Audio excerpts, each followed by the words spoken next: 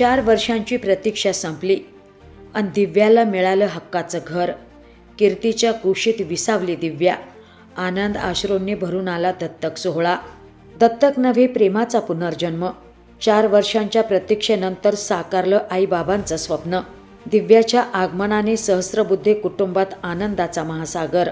काही मुलं जन्माला येतात, पण नशिबाने त्यांच्याकडून आईबाबांचं प्रेम हिरावून घेतलेलं असतं. आणि काही आईबाबा असे असतात ज्यांच्या घरात लेकराच्या एका हाकेसाठी वर्षानुवर्ष शांतता असते. जेव्हा ही 2 अपूर्ण आयुष्य एकमेकांना भेटतात, तेव्हा जन्माला येतं एक सुंदर नातं, प्रेमाचं, विश्वासाचं आणि आयुष्यभराच्या साथीचं. गेल्या 2004 पासून स्नेहालय संस्थेच्या स्नेहांकुर दत्तक विधान केंद्राने अशाच हजारो बालकांच्या आयुष्यात आशेचा नवा किरण निर्माण केला. अनाथ, परित्यक्त आणि विशेष गरजा असलेल्या बालकांना येथे सुरक्षित निवारा, प्रेमळ संगोपन आणि उज्ज्वल भविष्याची संधी दिली जाते. दत्तक प्रक्रिया पूर्णपणे कायदेशीर, पारदर्शक आणि बालकांच्या सर्वोत्तम हिताचा विचार करून पार पाडली जाते. आणि असाच एक नुकताच स्नेहांकुरमध्ये प्रत्येकाच्या डोळ्यात आनंदाश्रू आणणारा एक क्षण घडला. 4 वर्षांच्या प्रतीक्षेनंतर सागर आणि कीर्ती सहस्रबुद्धे यांच्या आयुष्यात छोट्याशा दिव्याचं आगमन झालं. त्या क्षणी दिव्याला तिचं हक्काचं घर मिळालं आणि सहस्रबुद्धे कुटुंबाला त्यांच्या आयुष्याचा सर्वात मोठा आनंद.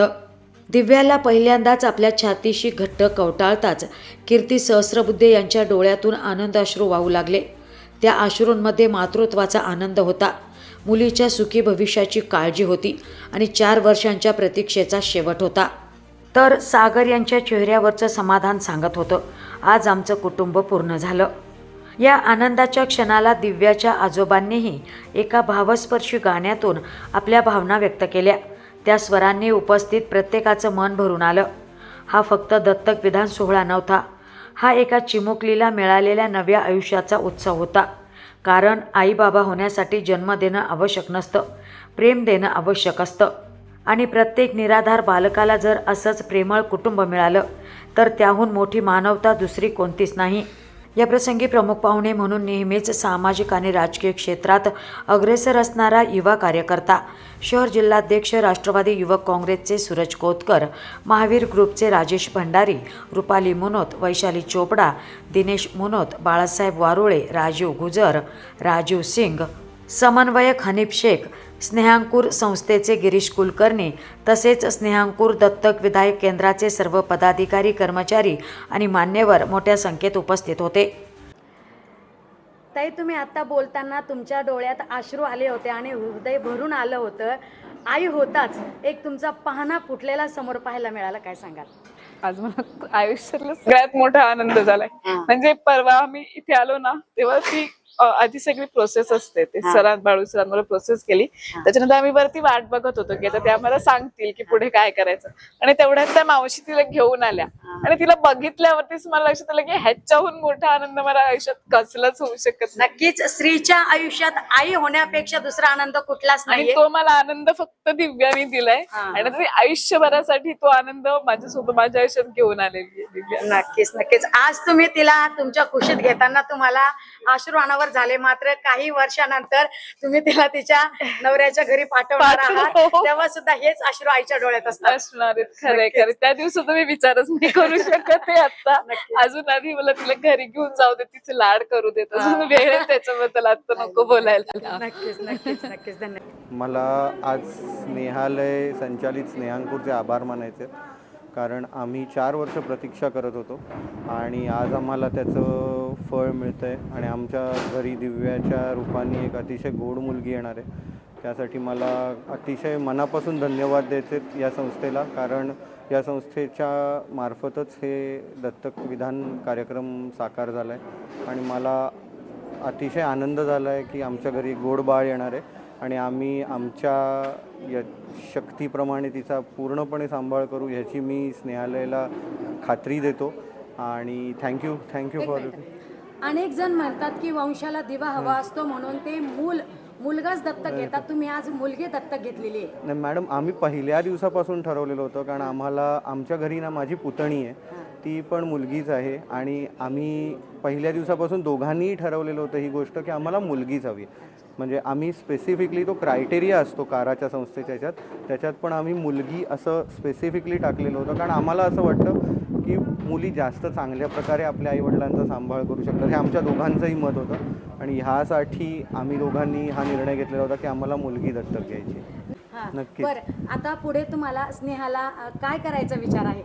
आम्ही नक्कीच स्नेहालयला तिला घेऊन येत राहू, कारण तिचे इथे मित्रमैत्रिणी आहेत. जसं बाळू सरांनी सांगितलं की तिचे इथे मित्रमैत्रिणी आहेत. आम्हाला तिचा पूर्णपणे इथे संबंध तोडायचा नाही आहे, कारण ती इथे वाढलेली आहे. सो तिची रूट्स अजूनही इथे आहेत. त्याच्यामुळे आम्हाला अजूनही असं वाटतं की जसं जसं आम्हाला वेळ होईल, तिचे वाढदिवस असतील त्यावेळेस आम्ही तिला नक्की इथे घेऊन येत जाऊ.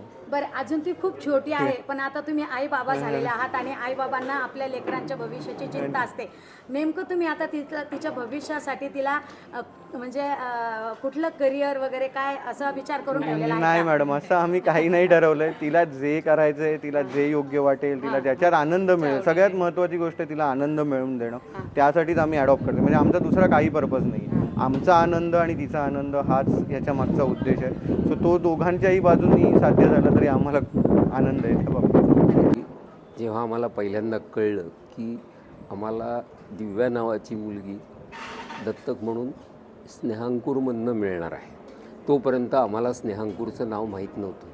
पण जेव्हा आम्हाला स्नेहांकूरचं नाव कळलं त्याच्यानंतर आम्ही नेटवरती सगळीकडनं भरपूर माहिती गोळा केली आणि त्याच्यानंतर आमच्या लक्षात आलं की केवढं मोठं कार्य ही संस्था करते आहे. आणि म्हणजे आमच्या मुलांनी, या दोन्ही मुलांनी आम्हाला दोघांना इथे बोलवलेलं आहे.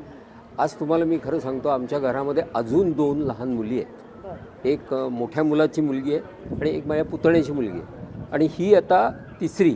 त्यामुळे सहस्र सिस्टर्स विल बी ग्रोन. आम्हाला दुर्दैवानी आमच्या पिढीमध्ये मला 2 मुलं आहेत, माझ्या भावालाही मुलगा आहे, पण आता मात्र आम्हाला मुली आहेत. आज या ठिकाणी स्नेहांकूर या संस्थेत एक दत्तक विधायकाचा कार्यक्रम, दत्तक विधायक दिनाचा कार्यक्रम या ठिकाणी आयोजित केलेला होता. त्या कार्यक्रमासाठी या ठिकाणी राजेशजी भांडे साहेब यांच्या हस्ते कार्यक्रम होता आणि मला या ठिकाणी प्रमुख उपस्थिती म्हणून बोलवलं होतं. तरी मी पहिले त्यांचे या ठिकाणी मनापासून आभार व्यक्त करतो. आणि आपण जर पाहिलं तर एक आज सहस्रिक बुद्ध कुटुंब म्हणून आहे, त्या दाम्पत्याने आज एका दिव्या नावाच्या एका छोट्या मुलीला या ठिकाणी दत्तक घेतलेलं आहे. आणि एक दत्तक घेणार क्षण होता, त्यावेळी त्याचे आई वडील देखील भाऊक झाले. ते म्हणजे हा एक भावनिक क्षण होता. आणि आता इथून पुढे त्या मुलीला कुठेतरी एक नवी कुटुंब झालेलं आहे. त्या कुटुंबाची कुठेतरी आशा आणि स्वप्न हे पूर्ण झालेलं आहे. आणि त्यामुळे त्या येणाऱ्या मुलीला येणाऱ्या काळात अनेक या ठिकाणी म्हणजे बाकीच्यांपेक्षा आज ती अनाथ न राहता त्या ठिकाणी त्या कुटुंबाच्या हातात गेलेली आहे. त्याच्यामुळे तिचं भविष्य उज्ज्वल, शिक्षण असेल, सुरक्षा असेल, म्हणजे सर्वच गोष्टी आज ती या ठिकाणी तिला देखील एक कुटुंबाचं प्रेम मिळालेलं आहे. मी प्रथमतः त्या जर आपण दत्तक घेण्याचा कार्यक्रम म्हणजे एक फक्त दया नाही, तर दत्तक घेण्याचा कार्यक्रम म्हणजे फक्त दया नाही, तर एक आज कुठेतरी त्यांनी प्रेमाचा स्वीकार त्या कुटुंबाने केला. त्याच्यामुळे त्यांनी आज कुठेतरी दिव्याला दत्तक घेतले असं मला वाटतंय. त्याच्यामुळे जे तिचे आई वडील आहेत त्यांना मी या ठिकाणी मनापासून सलाम करतो.